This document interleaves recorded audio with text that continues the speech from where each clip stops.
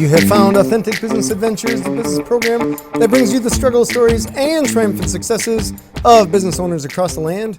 We are locally underwritten by the Bank of Sun Prairie. My name is James Cademan. Downloadable audio episodes can be found in the podcast link found at drawIncustomers.com. And today we are welcoming / preparing to learn from Jamie Perez, the owner of Beyond Words Productions. So Jamie, how are you doing today? I am great. Thank you so much for having me. It's been a while since I've put myself in front of the camera, but this is a nice change of pace for me. Yeah, so you have a history of being in front of the camera. I do. I was a TV news reporter for 6 years, and then I left the industry in September of 2021, and shortly thereafter started my videography business. All right. And tell us about the videography business, because that seems like you're used to being in front, and now you're like, screw this, back is more fun. Well, so when I was a news reporter, I actually did everything myself. So all right. I was not only the talent in front of the camera, but I also did everything behind it as well. So to the rest of the world, I was known as a reporter. All right. But in the news world, I was what's called an MMJ, which stands for multimedia journalist. And basically what that means is that not only did I act as the face of the story, but I also found the stories, pitched them, went to go shoot them, edited them, put them online, presented them on camera. So I basically was producing everything myself. I was doing all my own camera work. I set up the camera for the live shots or for my stand-ups in front, and then would run into the front of the camera filming myself. So I actually was very well prepared by my news job to do what I'm doing now. I never got into news because I wanted to be on camera. I got into news because I liked storytelling. Okay. And I loved the camera work, so it translated very nicely. So not to dig in your past too much. That's okay. But it sounds like, was this a big TV station, or was it just like a person in their garage kind of thing? This seems... No, I was, so I grew up in California, and I went to school in Los Angeles and got my bachelor's degree in broadcast journalism. From there, my first job out of college was at the ABC station in Sioux City, Iowa. And then I was there for 2 years. I actually was an anchor producer and an MMJ there. So I did more things than just what I explained to you. Yeah, it was crazy. And then I spent 2 years there and then got a job at the CBS station here in Madison. And I was there for about 4 years doing the MMJ thing. So this is common for that industry? Oh yeah, 100%. Yeah, Holy cow. I think when news was first a thing, you had teams of people. You had audio people, lights, sound, the reporter, the photographer. There have been many changes in news where they have cut corners, cut budgets, all the things, and now they're training people to do it all.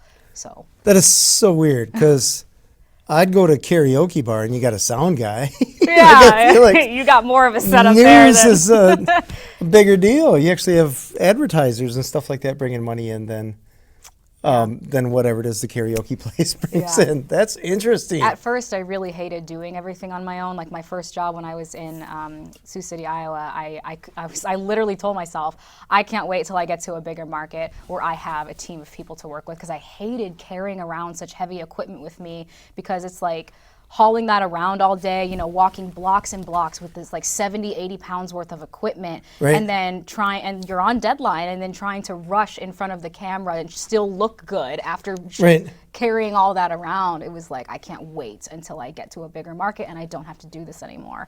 But actually through the process, I learned to love the creative control of being both behind the camera and getting full control of telling the story how I wanted to tell it, how I felt it should be told, how the people that I was interviewing wanted it to be told, because I was there the entire way through. So I knew my story best. Yeah. I knew how I wanted it shot. I knew how I wanted it edited.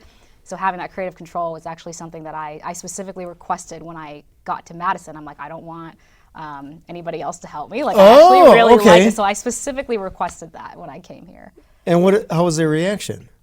They're fine with it. They're just, yeah, cool, whatever. Yeah, they actually liked that I took that initiative.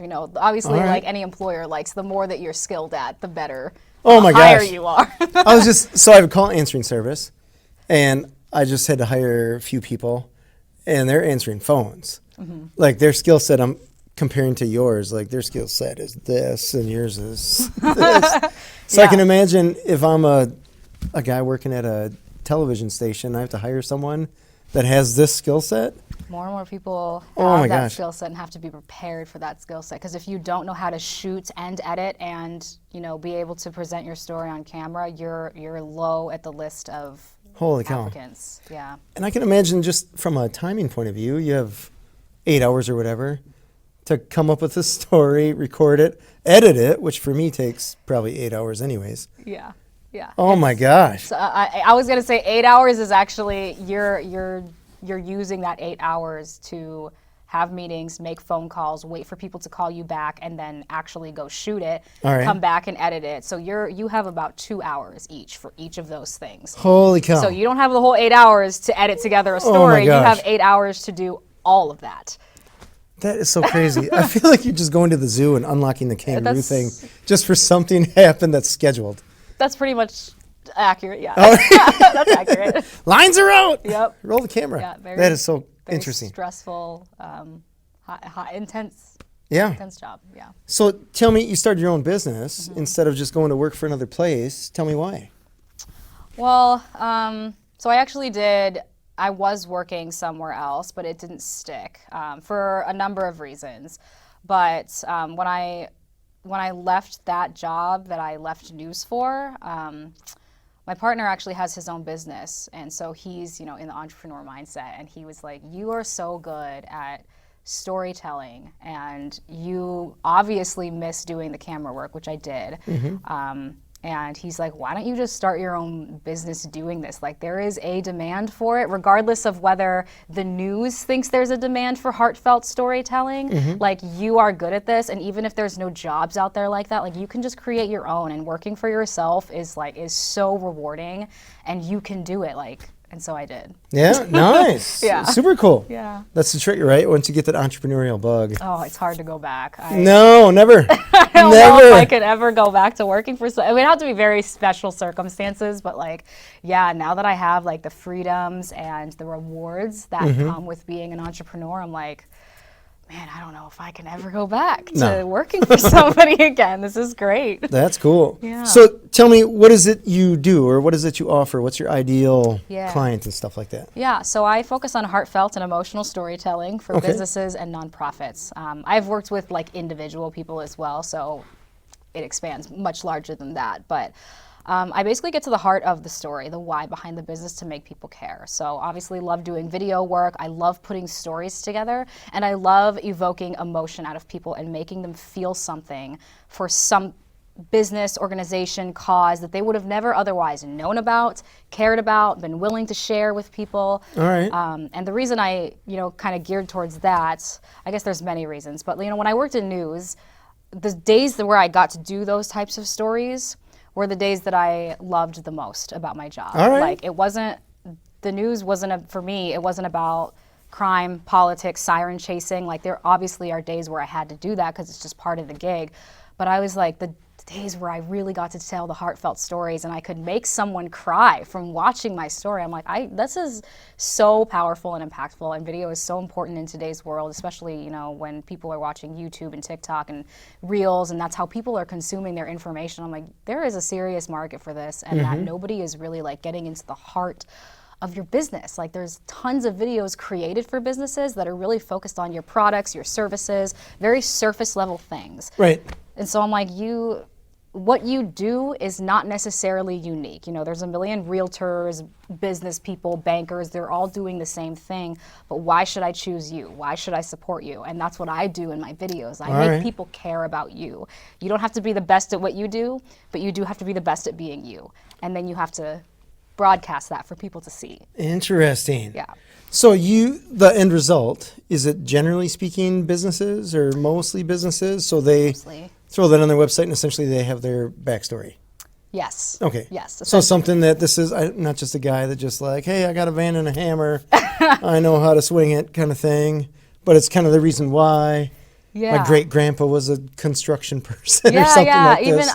I've done it even for just individuals who are just trying to get their business started. All right. Because that's a way to get your name out there, is you make a 2-minute or less video is what my range usually is. You post it on your website, you post it on social media, you boost it on Facebook, and so that people can see what you're about. Like that's how people learn about you. It's such a quick way to grow an audience and to get your name out there. Yeah. So I was just going to ask about duration. Because I imagine people could talk for hours about their story, right? Yeah. Like, oh my goodness, I cheated on a test in third grade Yeah. or whatever. Yeah. So news actually got me in the mindset of 2 minutes or less. And when I was in news, I really hated that rule because I just felt like so many stories deserved so much more time. And in certain cases, yes. But for what I'm doing for businesses, 2 minutes is the general rule I follow, because when you're posting a video on social media, people's attention spans it's 8 seconds. Yeah. If that. Brutal. That's an actual like stat that people can go look up. It's 8 seconds the last time it was studied. And so you have 8 seconds to try to capture someone's attention, and then you have to keep their attention. But It's a rolling 8 seconds, right? Right, exactly. And then people are just constantly scrolling. People are not going to sit there and watch a 5 to 10 minute video that you post. Like, they're just not going to. They'll watch an hour one though, right? Yeah, they're going to watch, hopefully they'll watch this one. But yeah, people aren't just going to sit there and scroll and stop on yours for 10 minutes. Like, right. You have to make it quick, and you have to also give it enough time to tell your story. So when I do my videos, I try to put at least one of the best sound bites in the beginning to capture people's attention, or to make them go, okay, like what is this? And I'm intrigued. You have set to the make hook. them exactly the All hook. Right. Yeah. So and then also on people's websites, the 2 minute rule is what I follow as well, because you want to give people enough time to learn what your organization is without having to make them scroll, without having to make them read through everything, because people don't read, they skim. Oh my God! And so if you want to make it. You want to make it as easy as possible for people to learn about you and care about you in 2 minutes or less, and then they spend more time on your website learning the details and all the other things. Right. You know, it's so interesting with people scrolling. I feel like they're hoping they reach the end of the internet. Yeah, and it like, never there's ends. no end. Yeah. So if you find something cool, maybe check it out. Yeah. You'll never get to the end. Yeah. So when you are working with business owners, is there ever a time that you have to kind of get their story out of them? Or do they have it like, I know exactly what's going on? No, nobody has any idea. Oh, they don't? No, Okay. no one ever, so what I do is, people will reach out to me and be like, I'm interested in video. I love the videos that you do for people, but we don't know where to start. All right. So I usually have what I call a discovery call with them, and that's me, getting on Zoom with them, meeting them, finding out their why and finding out their story. And then if they have, if nonprofits, for example, have an abundance of emotional, impactful stories. Sure. So they usually don't have enough money to make 30 videos. So we're like, okay, let's find the one that's going to bring in the most impact for what you're trying to do. Are you trying to use this video to apply for a grant? Are you trying to use this to fundraise? Are you trying to use this to hire people? And then I'll help them navigate through all the things that they love about their organization, all their whys, and we'll pin it to a focus. All right. And but that's my job in helping them do that during that discovery calls. Okay, this is how the video is going to be laid out. This is what I want to focus on. Yes, you have a million other things going on, but we need to focus. All right. So I kind of help them work through that. Gotcha. And for a 2 minute video, how much recording are you doing? Because it's not just 2 minutes, on, off, we're all done. See you Right. later. No, it usually takes a little bit to get them comfortable with being on camera, Right. and getting comfortable enough to give me solid sound bites, because that's what I'm listening for is the sound bites in my editor brain. So I would say interviews with me after we do a discovery call, or probably around 20 minutes, and by then they're comfortable with me because they've already spoken to me on a Zoom call or a camera. We've already had several interactions together, so hopefully by then they're open enough with me where I can get what I need out of them in 20 minutes. And then shooting footage or B-roll it depends on what the story is, but I can usually get all of my shooting done within a 2-hour time frame. Oh, wow. Yeah. Okay. So news prepared me very well for this, Yeah. because I have to work so quickly, Right. and I need to be focused and get what I want. So I'm not sitting there asking them questions that are going to give me answers that I know I'm not going to use, because as a business owner, time is money. Totally. I don't want to waste their time. I don't want to waste my time. The faster I can do this, the more money I can make for myself, and also the better results I can get for you, and the quicker you can get what you want out of this video. Right. So yeah. So, what have been some of your greatest success stories with the videos that you've done? 'Cause, Because it's not just 2 minutes, on, off, we're all done. See you later. Um, So what have been some of your greatest success stories with the videos that you've done? Oh man, so there's a lot. Most of them come from like nonprofits. So Okay. the first video that I ever did was for the nonprofit Geo's Garden. And for those that are not familiar, Geo's Garden is a respite care center for children with special needs. Oh. And they have a fundraiser every December. So the founder of it, who actually happens to be one of the main anchors at the station I used to work at. Oh, wow. She asked me if I would do a video for her. And this video was like 5.5 minutes. So it was not within my 2-minute rule, but it was because the purpose of this video was to be played at their fundraiser. They Got it. already had people's attention. Get the tears flowing. Exactly. And I'm like, and the story deserved the full 5 minutes. Like if I did it in 2, it would not have had the impact. All so right. like certain stories do deserve more time depending on what medium you're using to broadcast it. Sure, I suppose you got to take them up and down so they open their wallets. Yeah. So it's a fundraiser, exactly, right? It's a fundraiser. So it was a very, very emotional story. It was like I cried the whole way through the whole process. Oh, no. Like I knew exactly what was going to happen. Wipe and off the lens still here. cried. But anyways, they played that at their fundraiser, and they broke fundraising records. Nice. So they raised $125,000 that night because of that video, plus all the other things that happened at the fundraiser. But the video was a huge part of that. Very so that cool. was one. All right. And then another one was a video that I did for another nonprofit called Free Bikes for Kids. It's Okay. pretty self-explanatory. Sure, They give yeah. bikes to people who need transportation, a lifeline. But anyways, I got connected with the CEO of that, or the founder, the board president. I don't know what her title was, but one of the heads Christy? of the Christy. Go for Sure, it. Yeah.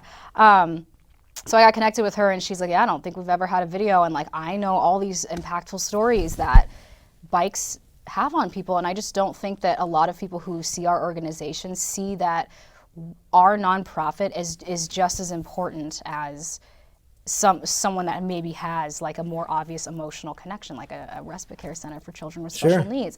And so she's like, "I really want to get this story out." And so I was like, okay. So we sat down, and she told the story of this 16-year-old boy who him and his mother were living out of their car. While the mom would go to work every day, the boy was just kind of left wandering around, this African-American male wandering around the streets of Madison, like really vulnerable situation there. And someone from Free Bikes for Kids saw him walking around and offered to get him a bike. And so they gave him a bike, and then he used that bike to get a job and eventually bring them out of homelessness. So this is a story that like only people in the organization would know, right? Because why would anybody else know that unless you tried to share it in a way that was both like respectful to the family, to not give away who this is. But so we had her tell this story of this account of like, this is not just a toy for people, although some people who grew up in a privileged home might have just used it as a toy, a recreational activity. But for some people, this is a lifeline. Right. This literally helped transform their financial, emotional, mental situation. Like having this bike is so important to certain people. So we tried to tell that story. And I think she's going to use that video to apply for a grant and tug at the heartstrings and hopefully get the grant. Yeah. That's super cool. Yeah. Those are just a couple of examples. I mean, I could go on, but those are two of what I am most connected to in my stories. Yeah. So how do people find you? A lot of it is word of mouth. The Okay. first like year that I was doing this, it was a lot of me burning myself out going to networking events and like just hearing myself tell the same story of who I am, here's what I do, like over and over and over again for like 8 to 12 hours a day, just going to different networking events, finding different groups to join, to tell people like, here's what I'm doing, like I want to help people. But now I'm easing off of that a little bit, which is great because that's so exhausting to do. Oh my gosh. And yeah, a lot of it's word of mouth, people finding me through my websites and finding me on social media now. So, All right. yeah. So you started your own business a little while ago, and you've been through the like rah, it's kind of the honeymoon period when you first start your business. Yeah. And then reality sets in, you got to start making money, and you're like, oh, this is actually work. Yeah. So what have been some of the challenges that you discovered that you did not necessarily anticipate? How hard it is to like continuously get paid, because when you're when you're on your own, you're not working for anybody, so you don't have that guaranteed income bi-weekly or weekly. Like it's just such a different it's a different mindset to be in. And it's like nobody else, it's just me, by the way, in my business. I don't have any employees. Like it's solo dolo. Not just like, you, it's totally you. Yes, it's only me. Well, my mom helps me with my taxes, so I guess my mom's part of my team. But, All right. but I lost my train of thought. What was I saying? So you're fighting to get paid. Yes. Every Yeah, time. there You're you go. constantly hunting. Yes, just constantly hunting. So I think finding leads is it's getting a little bit easier, but it's very challenging to do consistently because you don't want to be someone who just like goes to these networking groups and just like give me business. Like Right. you have to give in order to receive, and the day you stop giving is the day you stop receiving. So it's just this constant balance of time and trying to figure out how can I help other people while also like helping my business grow. So like I say that it's just me, but I really do have like a team of people that have helped me get to where I am Right. today, because I wouldn't be where I am without that word of mouth, without making these connections with people that will vouch for me and that will support me. So there's plenty of people in the community that I've leaned on and that have just gone above and beyond. I'm so grateful for all of them to boost me into the position that I am today. So No, it's a challenge. I get it. You're constantly hunting. And something like what you have going on, I imagine you make the video and they're not like, okay, let's make another one next month. right. I mean, maybe there's some clients that are like that, which would be phenomenal, but there's probably not a ton. Most people are not, just because it's like they have this fresh video and they want to like utilize it, and then it takes time for that video to work in their favor. It's not just an overnight, we have so much business now. Yeah. Like it's a time thing, and it's also like it's money as well. Not everybody has all the money to just like keep throwing out to make all these videos, which is totally understandable. Yeah. I have had like repeat customers, don't get me wrong, but it's not immediate. And it's not routine, I imagine. Yeah. Like once a month or once a week Exactly. or whatever like that. Yeah. All right. But I imagine, did you realize that ahead of time? I thought maybe it would be more frequent than it is. Okay. But I completely understand and have learned why it's not like that. Sure. So, Okay. yeah, the time management and the money. I guess that's not really surprising, but it's just like once you're in it and you really get a feel for it, it is a little bit different than when you're just on the outside looking in at somebody else's business. Like you really feel the pressure of I need to make money. I need to Right. generate income. I can't have a paycheck every 4 months. Like Right. like I have Unless to it's huge. yeah, Right? I have to, cold call, cold email sometimes, and that's worked for me surprisingly. I didn't realize how many people would like actually respond to that, because like I never used to respond to like those types of emails, but I'm like, oh, this actually works if you like do it and approach it in the right way. Like it Right. works. I think people like to tell Yeah. their stories, so you're in a good Yeah. position. It's not like you're trying to sell them life insurance or something Right, like yeah, yeah. So yeah, it Interesting. worked out really well. The networking stuff has always been kind of odd to me, because I guess when I first started my business, you go to these networking things and you're trying to figure out who is worth talking to. And then you learn that even though that person, one level, isn't probably going to be a client, you don't know who they know Right. and all that kind of stuff. So then you have to meet them, figure out like, what's your network like? Yep. And then, are you cool enough for me to keep talking to? And then you find out they're a mortgage broker, you move on, or whatever. Yeah, You know? no, there's a lot of those. Oh my You're gosh. literally spot on when you say mortgage broker, life insurance. Like nailed those it. are all people.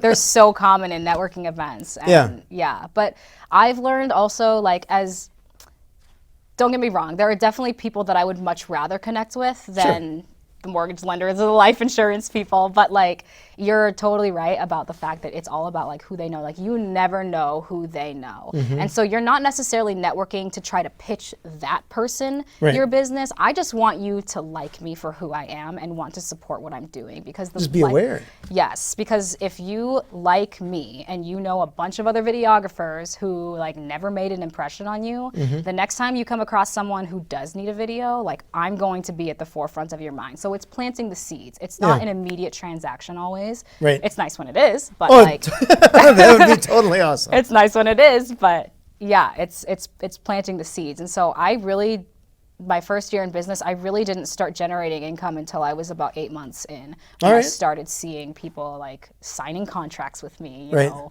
and putting their money down. But the first 8 months, it was just like laying the foundation. And so it was very, very hard for me to get through that first period because it's like, am I getting anywhere? Am I Right. ever going to make money at this? Am I making mistakes? Like, it was a lot of self-doubt and questioning until I finally like got the yes, and then it Right. just domino affected after that. That's cool. Yeah. No, I get it, because it seems like you're climbing a mountain completely in the dark, Yeah. and you have no idea if you're anywhere close to a peak, or if you're like, no idea. No Yeah, you idea. just have to believe in yourself, and it's hard for people to do that, especially when you just keep getting no's, or like you're just getting ghosted, or just nothing is happening. It's very hard to pull yourself back up, and it can be very lonely because there's nobody else doing this with me. You know, like nobody else really understands like the amount of enormous effort that I'm going through every day to just try to like start this business and really help people get their messages out and help good people do good things. Right. So, That's cool. yeah. Tell me about the equipment, because you came from professional studios where they just had truckloads of cash rolling around or something like that. And I know cameras have come a long ways as far as Yeah. affordability goes, but in the end, you still have to have equipment. I wouldn't say, I mean, affordability, I don't know. I mean, I So, guess that's a subjective word. depending on what kind of gear you're getting. Well, but- I look at our digital camera. I just found a digital camera that we had from probably 20 years ago. I think it was 4 megapixels. Oh my And I remember buying that camera thinking like, 4 megapixels, we're on top of the world. Yeah, no. And now our phones can do, I don't know, Yeah. more than that. Yeah. And they're not gargantuan. Yeah. So I know you had to say like, okay, we need a camera we can afford, Yeah. but also a camera that's professional enough to do whatever. And then I imagine computer for editing and stuff like that. I'm just guessing. Yeah. no, Software, All these things. All Yeah, these yeah, yeah. things. And that's before any contract is even presented. That's before any income is generated. I have to have the tools to be able to do this. So let's ask first about the equipment, and then let's figure out, I want to talk to you about when you made the decision to start your business. Okay. So equipment first, because I think people that are in this industry Yeah. or considering getting in this industry are probably curious about that. Yeah. So a little bit of background that has everything to do with my money situation. So one of the reasons that I left news was because of how poorly it paid. I was living paycheck to paycheck. I felt like I was just never going to be able to achieve the goals and vision that I had for myself. I was never going to be able to put a down payment on a home. I was never going to be able to take vacations, get time off, buy plane tickets, and it was just like I was so tired of being poor in that way. Like, All right.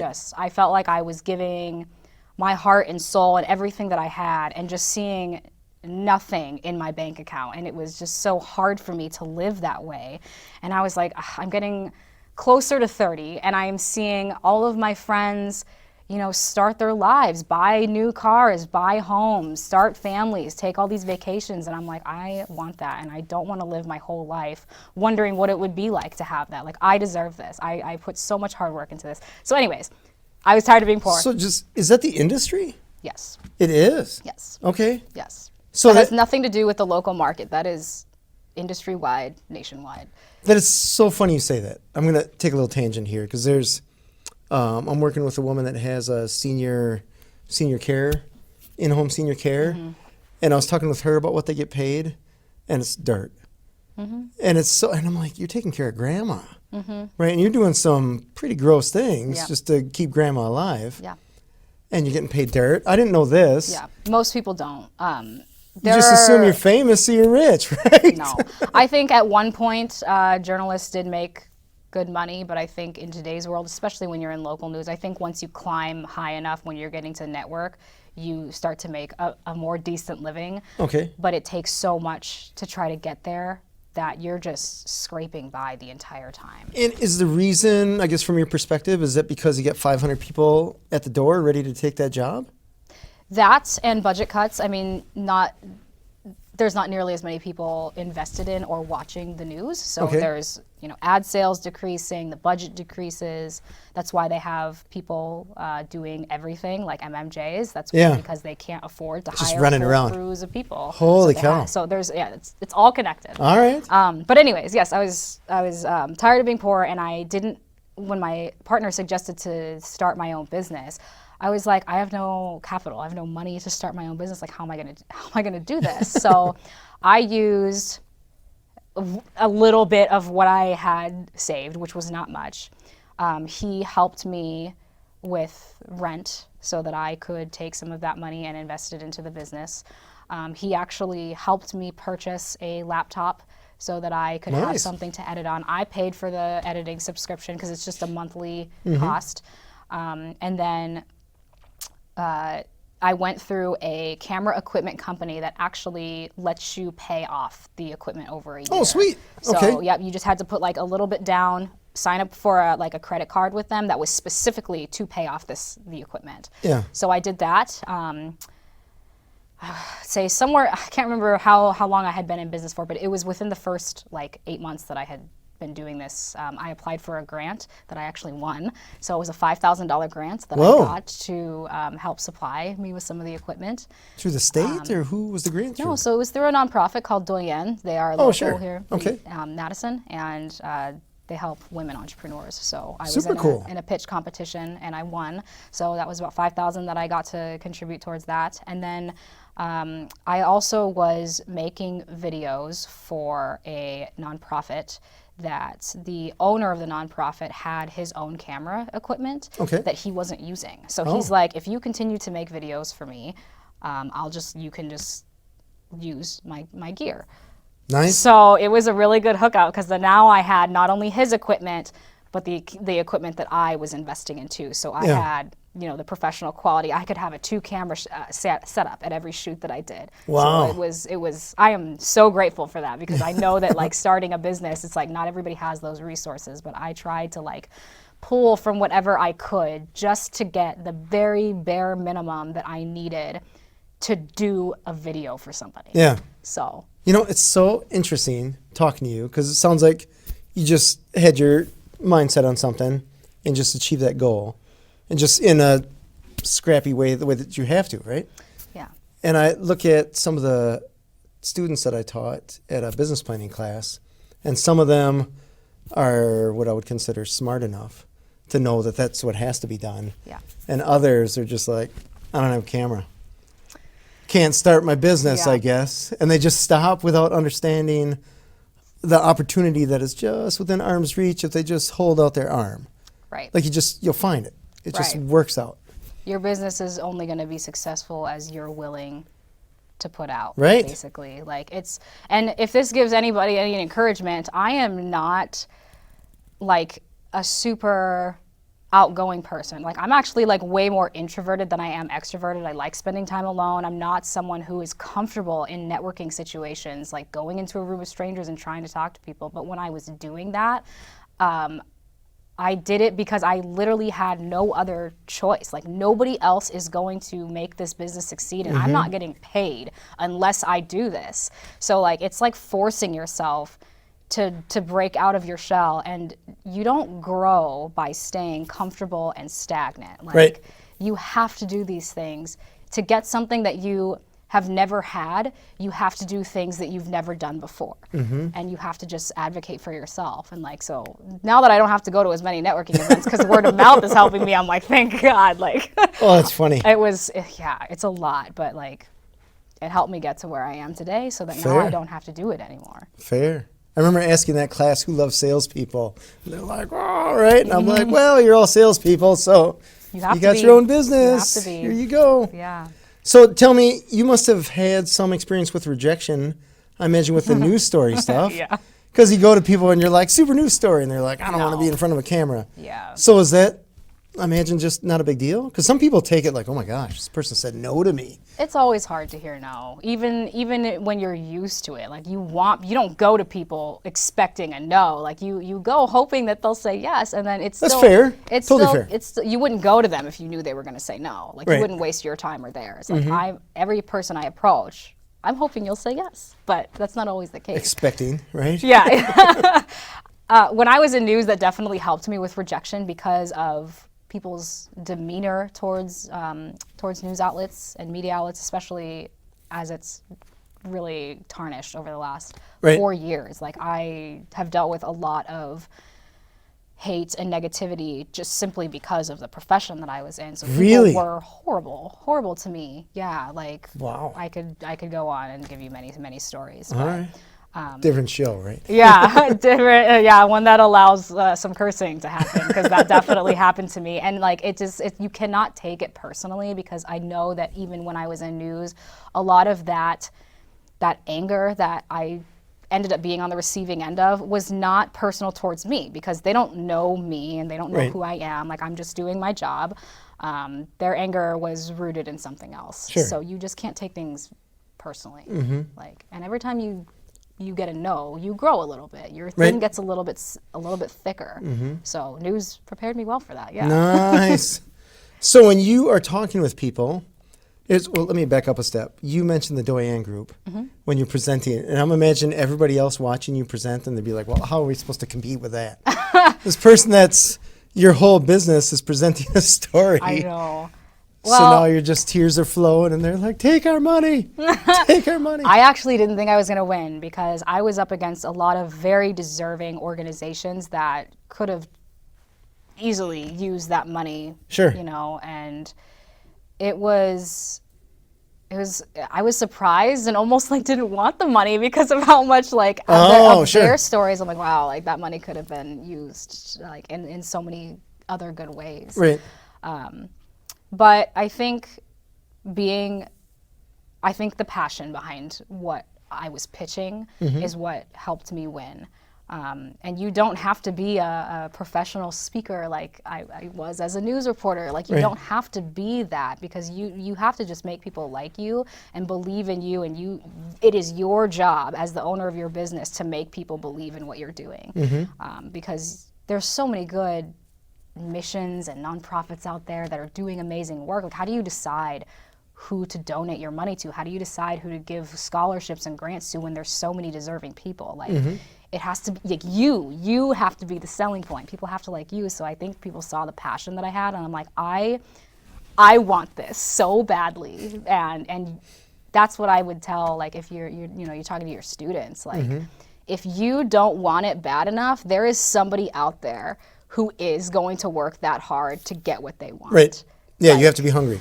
Yes, Have you to be. have to be hungry. You can't just be like, I'm interested in this. You got to be like, this is happening. And you can't be afraid to fail, because I'm sure you've heard, quotes saying that, like, winners and losers both want the same thing. But the difference is that the winners have failed more times than the losers even tried. And you have to be willing to fail. Like, Yeah. you don't learn by just winning all the time. You No. learn by losing. No, I see that with my kid when he plays baseball. When he played up a level, he wasn't winning as much, but I feel like he grew.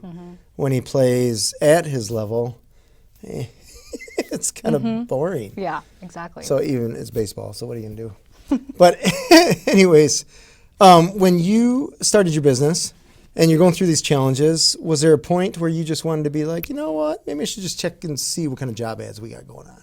No, I love that. No. There are definitely moments where I still doubt myself, just because there's like periods that I'm like, I'm not making any money right now. Sure.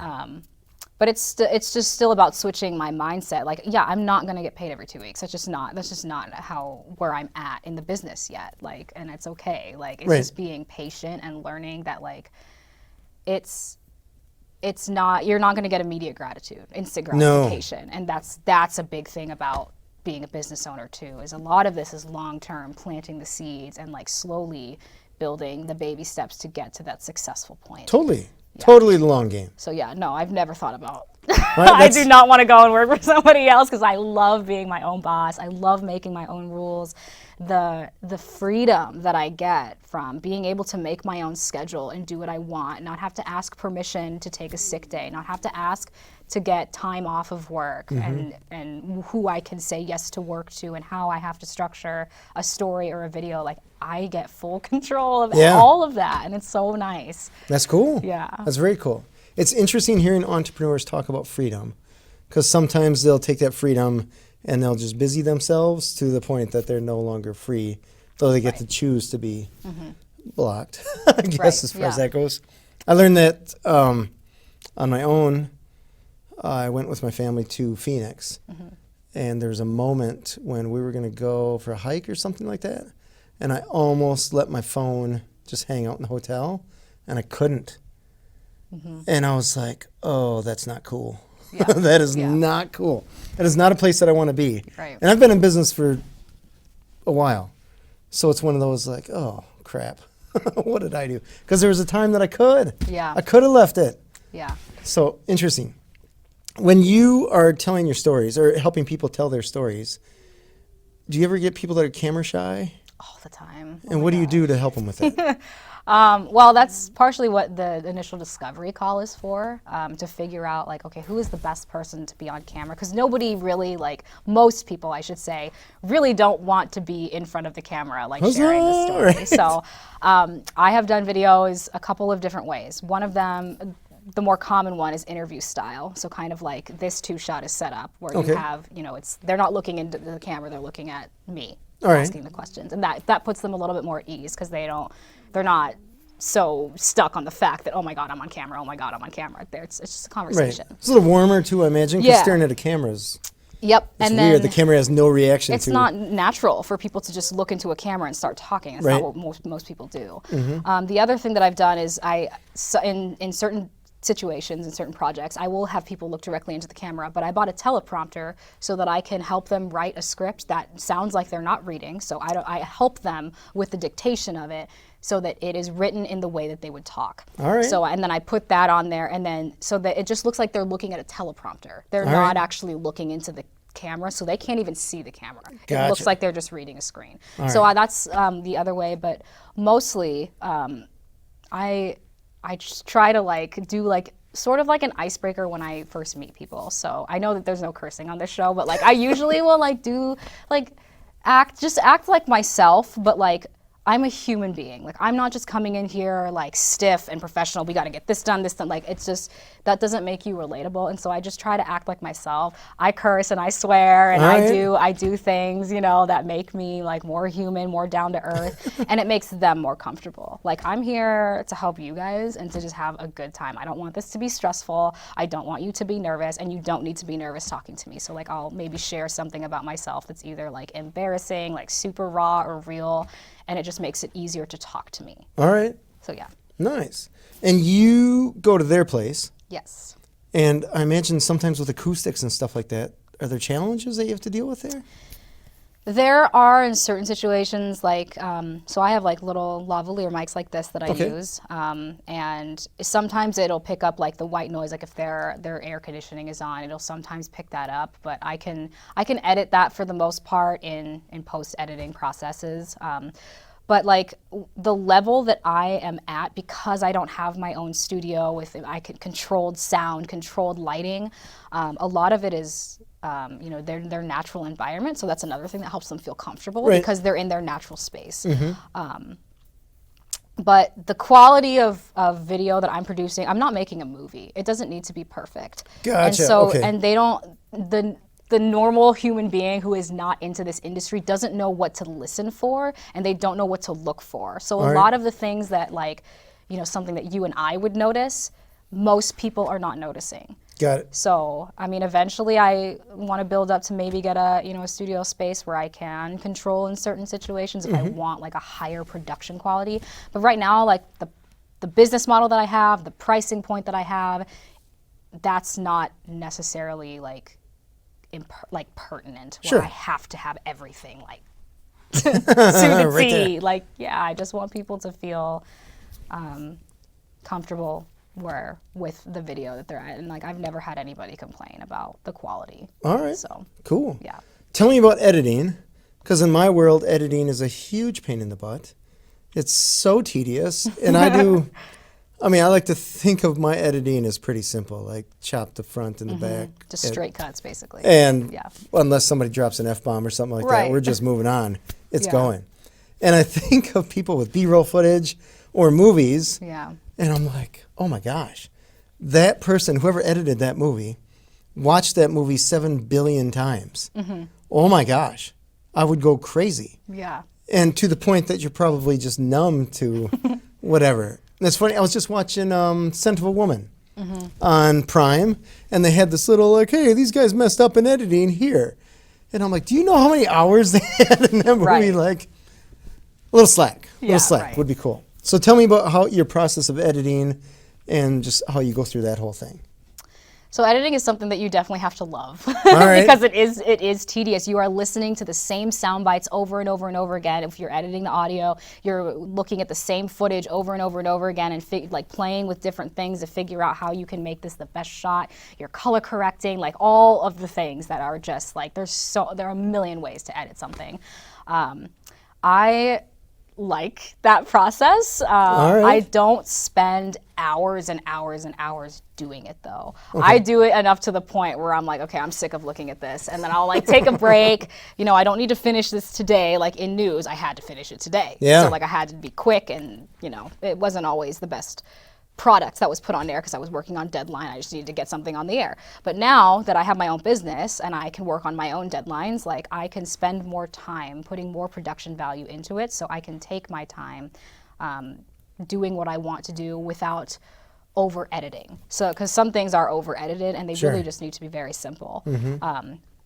The type of stories that I'm doing also don't necessarily require a ton of editing because I'm focused on the story value of it. Like I tell people, you don't even like necessarily need to hire a production studio to do this. If you're the type of person that just wants to budget something on your iPhone, like it is mostly about the content that you put out there rather than the quality of production. All right. Like to get people's heart involved, Sure. right? Like, because you can put out the best quality video, but if it's boring, what was the purpose of spending all of that money just to have it look nice that nobody's going to even watch all the way through? I've seen movies like that. Right. Plenty of us probably have. And Right.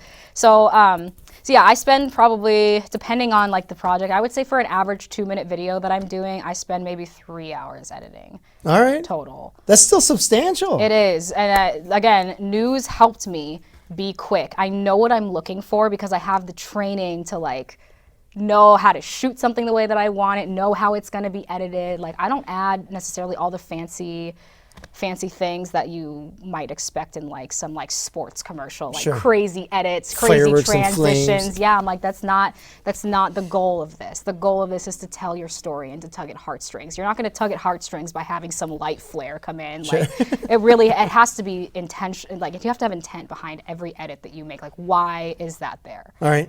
So a lot of my stories are very simple stories. Some of them are just like straight cuts with very minimal All right. editing, and they're still functional. They still serve the purpose and beyond what the client is expecting. So, yeah.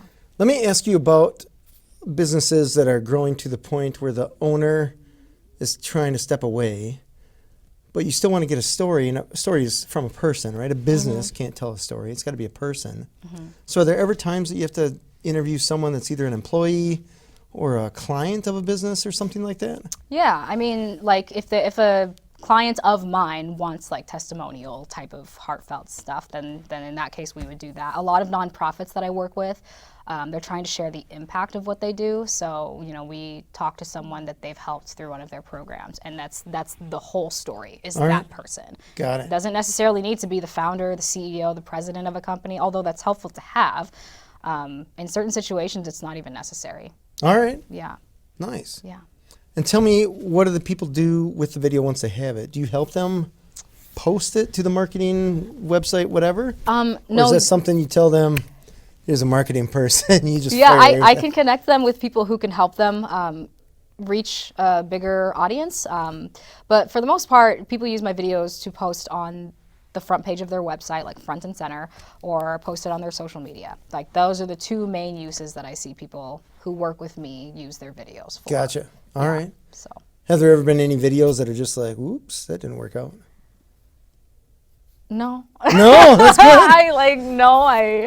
I go about everything with the intention that this is going to work. Like you have to like almost manifest it. Like this is going to work. No, I get it. Like- I get it. I mean, I totally get it. Yeah. But I can tell you that there are times that I interviewed people, it's not often, maybe 3 out of, I don't know how many times I've been doing this, 250, something like that, where you're just like, oh, we're 10 minutes in and you are dry as a bone. I can usually, what do you say, like nip that in the bud or something like that, like during the discovery call. I'll be like, you're probably not the best person to put on camera. Let's find somebody else. So how do you say that? It depends on who I'm talking to and how I approach it. Because I have gotten people who I'm like, this is so boring. Like, and or even people that show up the day of the shoot that my clients like, oh, we want to put this person into, and they're like, why? Like, why? Like, but that's still because you have people that are just like, yeah, rah rah. Yeah. So if it happens where they just show up the day of the shoot and they're like, we want this person included, like I have to put them in. So I'll either find like the shortest soundbite that I can to try to include them, that like, and edit it in a way that it makes it sound like it's not dragging on for forever, and like just I'll do a little bit of editing magic to make it sound like they didn't come off as on-camera ready as they were. Or if it's, during the discovery call, and I notice like this probably isn't the best person, then I'll say, what about shifting the video and the narrative into someone that you have impacted? Like it's nice to hear from you, but you're the owner of or whoever they are, you're the owner of the business. So it's like, of course you're going to say positive things about your own story, but let's hear from somebody who has actually gone through it, who can vouch for you. Got it. So then we switch it to somebody who might be a little bit more prepared to do that type of a thing. It reminds me of, oh my gosh, we did radio ads for a business that I had a long time ago. And we had clients that were going to be a little snippet. Their little testimonial was going to be a snippet in the radio ad. And last minute, with no warning to me or the radio station, the husband of one of our clients comes up. He doesn't even know who we are. He's just like, my wife got cold feet, so she told me to come here. And he thought that this was an interview to be the next famous person, Jay Leno or something like that. And so he is so funny, because I feel like he put on this fake, super deep voice kind of thing. Oh, no. And I'm like, oh, crap, we can't air that. I felt so, like, jaded. But I was also a little frustrated because it was one of our best clients. Yeah. And so the client, the person that we actually dealt with, the one that signed checks to us, she's super cool, bubbly person, perfect for this particular thing, but she just got a little shy, which I get. It happens. But I'm like, oh, that sucks, because I didn't want to step on her toes and be like, we couldn't use your husband's thing because he's a weirdo. Yeah, you don't want to say that. No.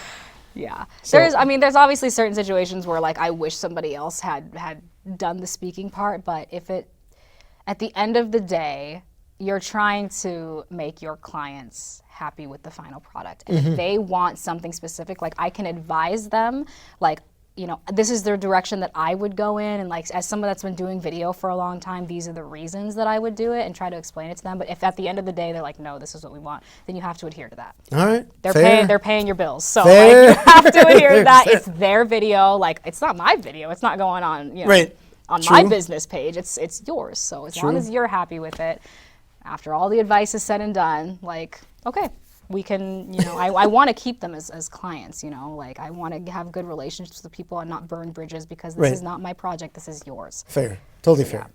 Yeah, it's interesting because as a creative, in the end, it's what you are.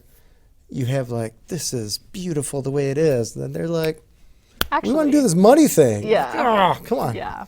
So the stories that you're doing, are they all tear-jerking stories? Or some kind of rah-rah, more popular, or not popular, positive?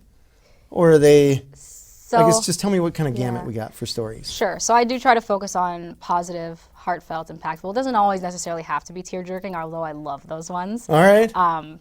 But I've dabbled in like real estate videos, which have no emotion whatsoever. It's just strictly like houses and stuff like that? Yeah, like, oh, really? So I did that when I was first starting out, to generate more income, because I wasn't seeing any through what I was trying to do with the heartfelt storytelling. So I've dabbled in real estate. I have helped my partner's business just do some general promotion stuff, but make them better than just like a really bland, boring, tasteless ad.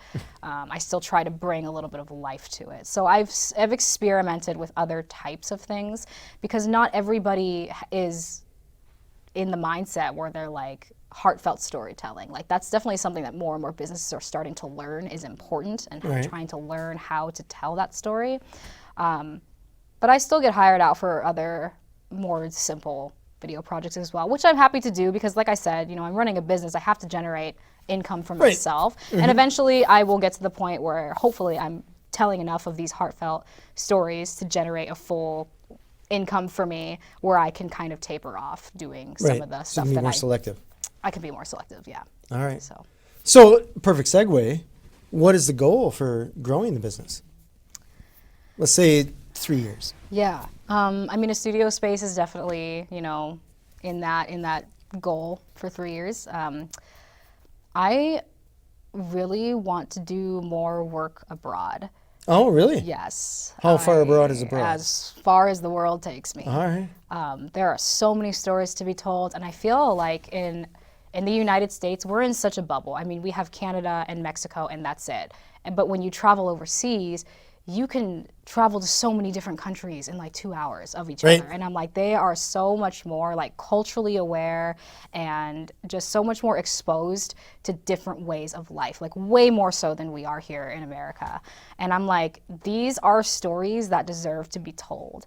And I actually just got back from a month-long trip in Thailand where I really got to see like just how culturally diverse people were, and people from truly all different walks of life, and how different life is over there in like everywhere you go. And I'm like, these are really like stories that need to be told. And the work that a lot of people are doing, especially in their social good sectors, I'm just like, this is so impactful and powerful. And if like more people around the world could see what other people are doing without ever having to travel there to see it, like that would be an amazing thing for me to be able to do. And I love traveling, and I love being challenged in that way and experiencing new cultures. So I'm like, that's the ultimate goal, is to be able to travel abroad and tell stories. So that almost sounds like documentary to me, unless...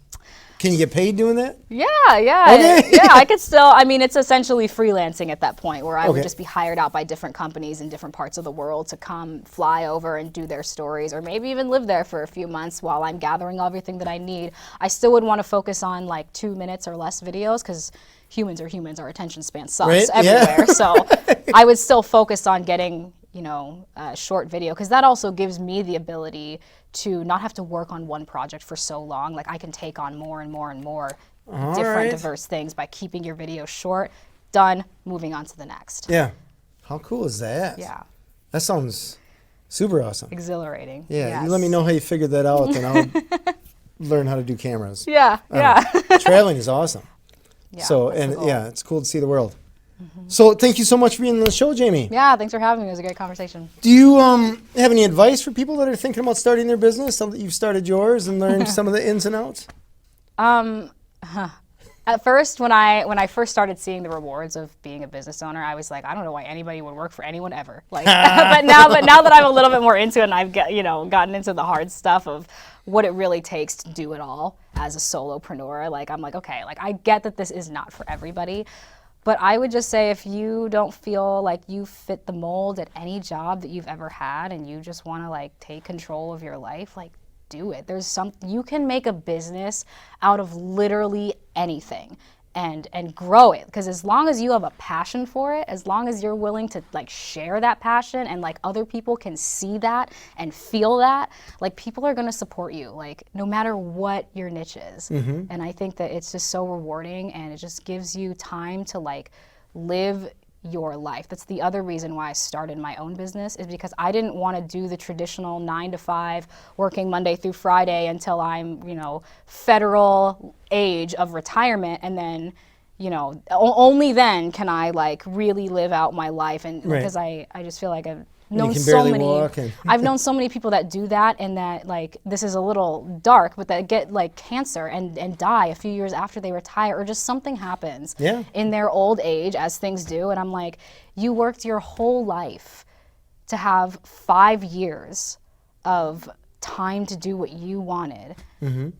when you thought you had all this extra time. And you never know when your last day on this earth is going to be. So if you want to do it, like, do it. Their purpose went away. Their purpose was so involved with their job. When they get rid of their purpose, Yep. And they can lose, even subconsciously, a reason to live. Exactly. And when you're your own boss, like, you can do everything that you want to do right now if you work hard enough for it. Mm-hmm. So that's what I would say is earn it. Yeah. I love it. Well, Jamie, thank you so much for being on the show. Yeah, thanks so much for having me. Where can people find you? I am on social media as Beyond Words Productions, or I have a website at beyondwordsproductions.com. All right. Super cool. Yeah. This has been Authentic Business Adventures, the business program that brings you the struggle stories and triumphant successes of business owners across the land. We're locally underwritten by the Bank of Sun Prairie. My name is James Caterman, and Authentic Business Adventures is brought to you by Calls on Call, offering call answering and receptionist services for service businesses across the country on the web at callsoncall.com. And of course, the Bold Business Book, a book for the entrepreneur in all of us, available wherever fine books are sold. We'd like to thank you, our wonderful listeners, as well as our guest, Jamie Perez, the owner of Beyond Words Productions. Can you tell us that website one more time? beyondwordsproductions.com. Well, you can't forget that, Yeah. right? It's almost too easy. Past episodes can be found morning, noon, and night. The podcast link found at drawincustomers.com. Thank you for listening and watching. If you don't mind, do us a huge favor. Thumbs up, please. Comment, and of course, subscribe so that you can get more awesome shows. Thank you so much. We'll see you next week. I want you to stay awesome. And if you do nothing else, enjoy your business.